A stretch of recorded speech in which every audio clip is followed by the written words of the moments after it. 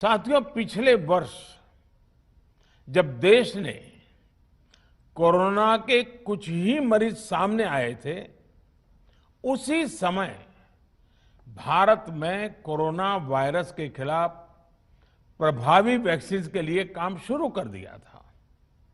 हमारे वैज्ञानिकों ने दिन रात एक करके बहुत कम समय में देशवासियों के लिए वैक्सीन विकसित की है। आज दुनिया की सबसे सस्ती वैक्सीन भारत में है। भारत की कोल्ड चेन व्यवस्था के अनुकूल वैक्सीन हमारे पास है। इस प्रयास में हमारे प्राइवेट सेक्टर ने इनोवेशन और एंटरप्राइज की भावना का बेहतरीन प्रदर्शन किया है।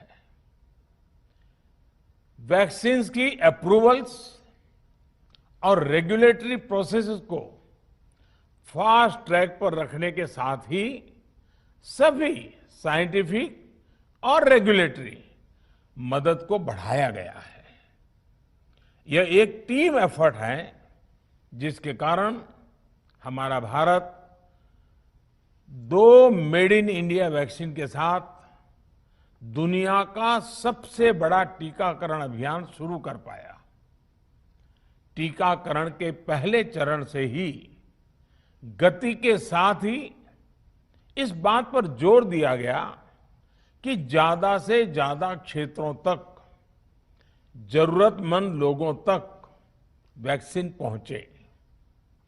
दुनिया में सबसे तेजी से भारत में पहले 10 करोड़, फिर 11 करोड़ और अब 12 करोड़ वैक्सीन डोज दिए गए हैं। आज कोरोना से इस लड़ाई में हमें हौसला मिलता है कि हमारे health care workers, frontline corona warriors और सीनियर सिटीजन्स के एक बड़े हिस्से को वैक्सीन का लाभ मिल चुका है। साथियों, कल ही वैक्सीन को लेकर हुए एक और अहम फैसला भी हमने किया है। 1 मई के बाद से 18 वर्ष के ऊपर के किसी भी व्यक्ति को वैक्सीनेट किया जा सकेगा। अब भारत में जो वैक्सीन बनेगी, उसका आधा हिस्सा सीधे राज्यों और अस्पतालों को भी मिलेगा। इस बीच गरीबों, बुजुर्गों, निम्न मध्यम वर्ग के लोग 45 वर्ष की आयु के ऊपर के व्यक्तियों के लिए केंद्र सरकार का जो वैक्सीन कार्यक्रम चल रहा है, वो भी उतनी ही तेजी से जारी रहेगा। पहले की तरह ही सरकारी अस्पतालों में मुफ्त वैक्सीन मिलती रहेगी, जिसका फायदा, जैसा मैंने कहा, हमारे गरीब परिवार हो, हमारे मध्यम वर्ग, निम्न मध्यम वर्ग के परिवार हो, वो उनका लाभ उठा सकेंगे।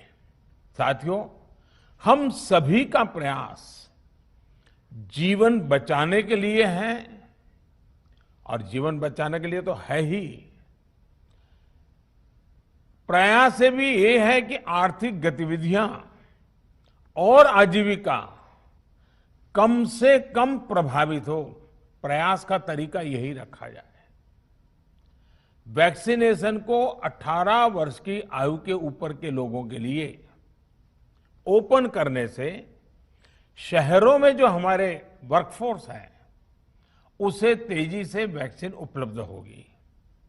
राज्यों और केंद्र सरकार के प्रयासों से श्रमिकों को भी तेजी से वैक्सीन मिलने लगेगी।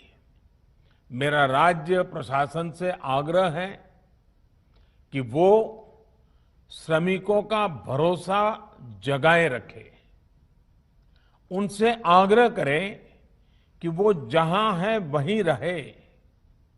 राज्यों द्वारा दिया गया ये भरोसा उनकी बहुत मदद करेगा कि वो जिस शहर में हैं, वहीं पर अगले कुछ दिनों में वैक्सीन भी लगेगी और उनका काम भी बंद नहीं होगा।